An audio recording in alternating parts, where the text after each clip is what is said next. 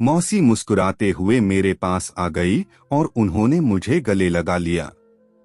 मैं उनको देखकर बहुत खुश हो गया क्योंकि यहाँ मेरी जान पहचान वाला कोई नहीं था। मौसी का बचपन मेरे गांव में ही बीता था क्योंकि वह अपने एक रिश्तेदार के यहाँ पढ़ाई करती हैं। इस तरह मौसी का मुझसे लिपटना, मुझे पता नहीं क्यों मुझे उनकी यह छुअन अपनी ओर खींचती जा रही थी। ऐसे ही रहे थे। एक पल की तरह का आनंद मिल रहा था जिसे मैंने पहली बार महसूस किया था। मैं बिल्कुल मदहोश सा हो गया। मौसी मुझे अपने घर ले गई। रात के 10 बज चुके हैं। मौसी ने कहा, चलो अब ले जाते हैं। बाहर ठंडी लहरा की जा रही थी और अंदर का माहौल आहिस्ता आहिस्ता गर्म होता जा रहा था कि मौसी मेरी बिल्कुल करीब आ गई, या यूं कहे कि मुझसे चिपक ही गई। तो आइए दोस्तों, कहानी सुनते हैं। मेरा नाम सोनू है, शिमला के छोटे से गांव का रहने वाला हूं और मेरी उम्र 25 साल है। यह कहानी मेरी जिंदगी की एक सच्ची घटना है। मैं अपने रिश्तेदार की शादी में गांव गया हुआ था। शादी में नहीं जाना चाहता था, घर वालों ने भेज दिया। उसी गांव में मेरे दूर के रिश्ते की मौसी का घर भी था। उनका नाम रीता है और उनकी शादी को 8 साल हो गए थे, लेकिन अभी तक उनकी कोई औलाद नहीं थी। मौसी भी उसी शादी में आई थी।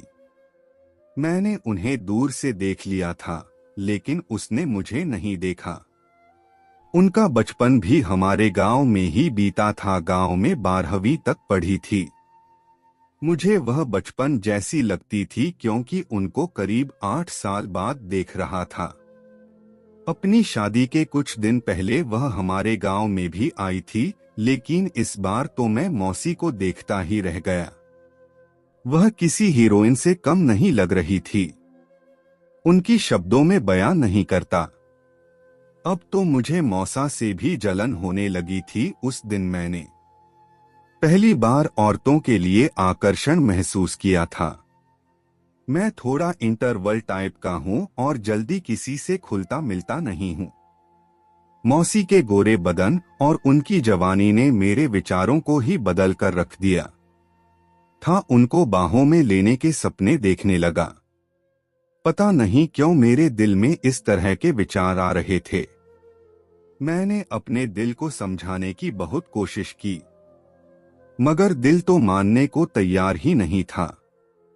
उस दिन मैंने पहली बार अपने दिल को इतना मजबूर होते हुए देखा था। कुछ ही घंटों में मैं एक अच्छे इंसान से दीवाना बन गया था। ठंड भी कुछ ज्यादा ही बढ़ती जा रही थी। रात के साथ साथ ठंड भी बढ़ रही थी। शादी का माहौल था तो सोने की व्यवस्था भी कुछ लगा था। अब सर्दी में रात कैसे कटेगी, लेकिन भगवान ने मेरी प्रार्थना सुन ली और मेरी समस्या का समाधान कर दिया। मौसी मुस्कुराते हुए मेरे पास आ गई और उन्होंने मुझे गले लगा लिया क्योंकि यहाँ मेरी जान पहचान नहीं थी। मौसी का बचपन गांव में ही बीता था क्योंकि वह अपने एक रिश्तेदार के यहाँ पढ़ाई करती थी। इस तरह मौसी का मुझसे लिपटना, पता नहीं क्यों मुझे उनकी एक छुअन अपनी ओर खींचती जा रही थी। दिल कर रहा था कि मौसी मुझसे ऐसे ही लिपटी रहें। इसी तरह का आनंद मिल रहा था। मैंने पहली बार महसूस किया था। मैं बिल्कुल मदहोश सा हो गया। तभी मौसी मुझसे अलग हुई, बोली, तुम कब आए? तो मैं दिन में आ गया था, परेशान लग रहे हो। मौसी बोली।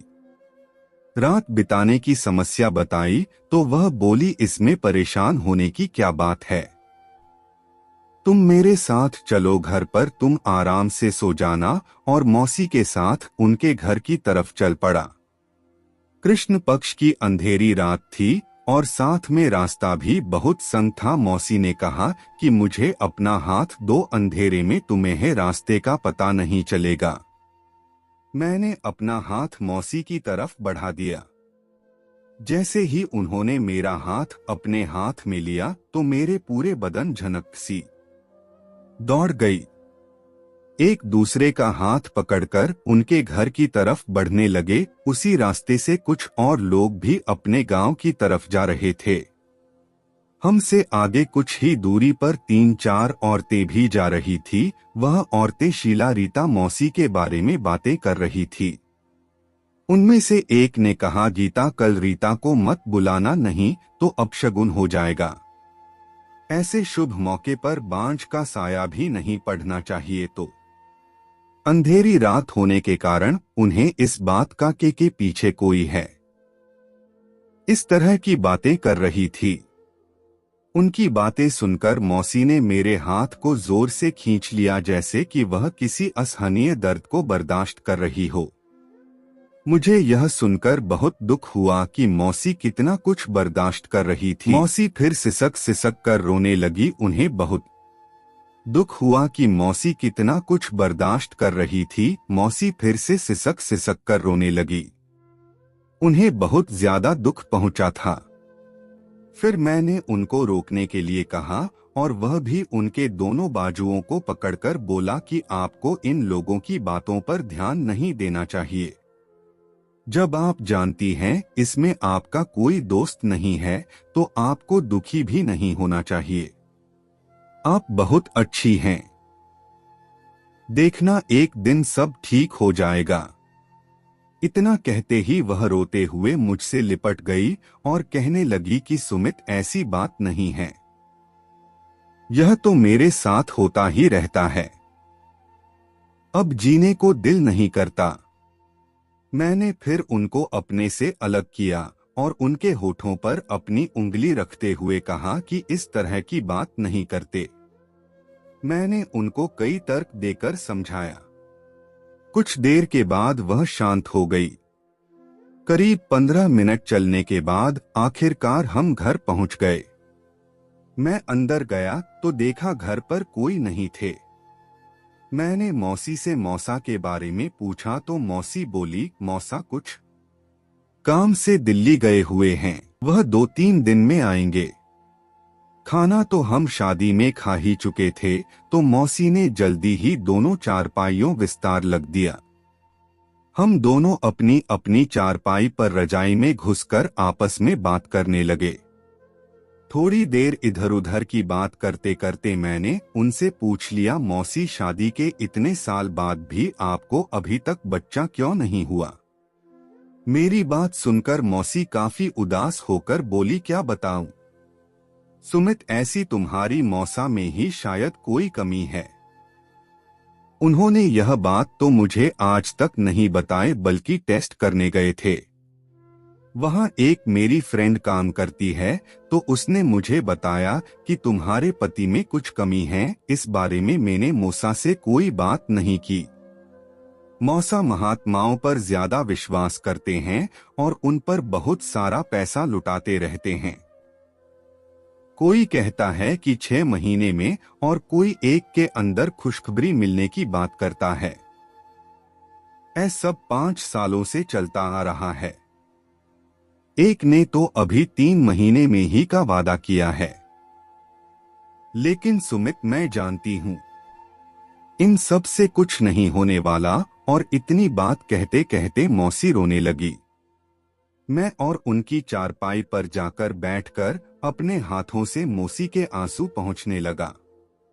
फिर मैं मौसी के आंसू पोंछने अपनी चारपाई पर वापस आने लगा तो मौसी मेरा हाथ पकड़कर बोली, सुमित, अगर तुम ना होते तो मैं शायद कुछ कर बैठती। तुम बहुत अच्छे हो सुमित, तुमने आज मुझे बचा लिया। उन्होंने मेरा हाथ अपने हाथों में ले लिया। बहुत कम ही ऐसे होते हैं जो औरत के दर्द और उनकी भावनाओं को समझ पाते हैं। तुम उनमें से एक हो सुमित। उनके बारे में तो कुछ कह नहीं सकता, मगर मेरे दिल के अंदर एक तूफान उठ रहा था। मेरा भी दिल कर रहा था कि मैं भी उनको छू लूं, मगर मेरा विवेक मुझे इसकी इजाजत नहीं दे रहा था। उन्होंने कहा, जो भी लड़की तुमसे शादी करेगी बहुत खुशनसीब होगी, क्योंकि तुम औरतों की इज्जत करते हो और उनकी भावनाओं को भी अच्छे से समझते हो। वह अपनी ही बातों में मशगूल थी, लेकिन मैं बिना कुछ बोले ही बैठा हूं। उन्होंने कहा, सुमित रजाई के अंदर आ जाओ। रजाई के अंदर आने के बाद मेरे दिल की धड़कन तेज हो रही थी। क्या हो रहा है? अब हम दोनों रजाई के अंदर एक साथ थे। उन्होंने कहा कि मैं तो अपना दुखड़ा रोए जा रही हूं। तुम बताओ कुछ अपने बारे में, कैसी चल रही है तुम्हारी जिंदगी? मौसी, बस जॉब की तलाश में ही जिंदगी गुजर जाती है। कोई बात नहीं सुमित, अभी तो तुम्हारी बहुत लंबी जिंदगी पड़ी है। जॉब भी मिल ही जाएगी। और तुम्हारे मन में कभी ऐसा विचार नहीं आया तुम्हारी भी एक गर्लफ्रेंड होनी चाहिए? मगर कोई ऐसी मिली ही नहीं आज तक। फिर मेरी तरफ मुड़ गई, जिससे मुझे एक अलग ही आनंद करवा रहे थे। उन्होंने कहा, सुमित तुम्हें किस तरह की गर्लफ्रेंड चाहिए? मैंने भी तपाक से कह दिया कि बिल्कुल आपकी तरह चाहिए। उन्होंने मुस्कुराते हुए कहा, मेरी तरह ही क्यों चाहिए? क्योंकि आप बहुत सुंदर हैं, समझदार हैं और एक अच्छे दिल की इंसान भी हैं। तुम झूठ बोल रहे हो कि नहीं? कहा, मौसी में झूठ क्यों कहूंगा, काश आप मेरी नजरों से। उन्होंने पूछा कि क्या मैं तुम्हें अच्छी लगती हूँ? अच्छी मौसी, आप बहुत अच्छी लगती हो। अब मुझे थोड़ा थोड़ा यकीन हो रहा था कि मौसी भी मुझ में इंटरेस्ट ले रही है। अंदर का माहौल आहिस्ता आहिस्ता गर्म होता जा रहा था। फिर मौसी बोली, तुम पहले इंसान हो जिसने मुझमें इतने गुण देखे हैं। कौन तारीफ का भूखा होता है? मुझे लगता था कि मौसी कहीं मेरी बातों का बुरा ना मान जाएं। पता नहीं क्यों आपको हमेशा खुश देखना और उनके हर गम मिटाना चाहता था। फिर मैंने हिम्मत करके मौसी से बोला, मैं कुछ कहना चाहता हूं आपको। मौसी, तुम कुछ भी कह सकते हो। मैं तुम्हारी किसी भी बात का बुरा नहीं मानूंगी कि मैं आपको औलाद का सुख देना चाहता हूं। यह बात सुनती मौसी एकदम खामोश हो गई और मुझे भी कुछ घबराहट हुई। कुछ देर बाद खामोशी को तोड़ते हुए मैंने कहा, मौसी मुझे माफ कर दो। मौसी, शायद तुमने कुछ भी गलत नहीं कहा। तुमने तो अपना समझकर ही मुझसे यह बात सही है। मैं तो सुमित यह सोच रही हूं को ये सब गलत है कि मैंने कहा, अगर बहुत कुछ ठीक करने के लिए थोड़ा सा गलत किया जाए तो मेरी समझ से यह गलत नहीं होगा। मैं तुम्हारी बात से सहमत हूं, लेकिन मुझे सोचने के लिए कुछ वक्त चाहिए। मैंने कहा, ठीक है मौसी, आप सोच लेना। फिर हम दोनों सो गए क्योंकि मुझे बारात के साथ जाना था। अगले दिन मैं सुबह जल्दी उठ गया क्योंकि 7 बजे मुझे बारात के साथ जाना था। जब मैं वहां से जाने लगा, शाम को अही आना सुमित, मैं तुम्हारा इंतजार करूंगी। मैं बारात के साथ चला गया। मौसी उस दिन शादी में नहीं आई थी और मैं खाना खाकर मौसी के घर की तरफ चल पड़ा। करते हुए, सुमित, आज मैंने पूरे दिन तुम्हें बहुत मिस किया। मुझे भी आपकी बहुत याद आ रही थी। मैंने कॉफी बनाई और कॉफी पीकर हम दोनों बेड पर बैठ गए। मौसी बोली, राजीव, मैं तुम्हारी कल वाली बात से सहमत हूँ। आपकी आने वाली जिंदगी में खुशियां ही खुशियां होगी, तो तुम्हारा ही एहसान में मरते दम तक नहीं भूलूंगी। हम आहिस्ता आहिस्ता एक दूसरे की बाहों में समाते चले गए। अगले दिन मौसी ज्यादा ही खुश लग रही थी। फिर मौसी ने मुझसे कहा, सुमित, तुमने मेरी हर तमन्ना पूरी कर दी। थैंक्स सुमित। मौसी, थैंक्स कहने की कोई जरूरत नहीं है और भगवान से यही दुआ करूंगा कि आप हमेशा खुश रहें। मैं मौसी के घर पर 2 दिन रहा और मैंने उनको हर खुशी देने का भरपूर प्रयास किया। जब मैं वहां से वापस आ रहा था तो मौसी की आंखों में आंसू थे। मैंने उनको गले लगाया और वहां से अपने घर आ गया। करीब 2 महीने बाद मुझे पता चला कि वह माँ बनने वाली है। मुझे यह बात सुनकर बहुत खुशी हुई और मैंने भगवान का धन्यवाद किया। मौसी को पुत्र रत्न की प्राप्ति हुई। मेरा बहुत मन था कि मैं अपने बेटे को देखने जाऊं, लेकिन वह मौसी मेरे दूर के रिश्ते में तो बिना कारण नहीं जा सकता था। न स्मार्टफोन हुआ करते थे जो मैं अपने बेटे की तस्वीर भी देख पाता। आखिरकार 2 साल बाद रिश्तेदारी में शादी में मौसी से मुलाकात हुआ। मैंने वहां अपने बेटे को देखा, मेरी आंखें नम हो गई थी। मैं बहुत भावुक हो गया था, लेकिन मैंने किसी तरह अपने ऊपर काबू रखा। मौसी बहुत खुश थी। तो दोस्तों, यह कहानी आपको कैसी लगी? कमेंट करके जरूर बताएं और वीडियो को लाइक जरूर करें।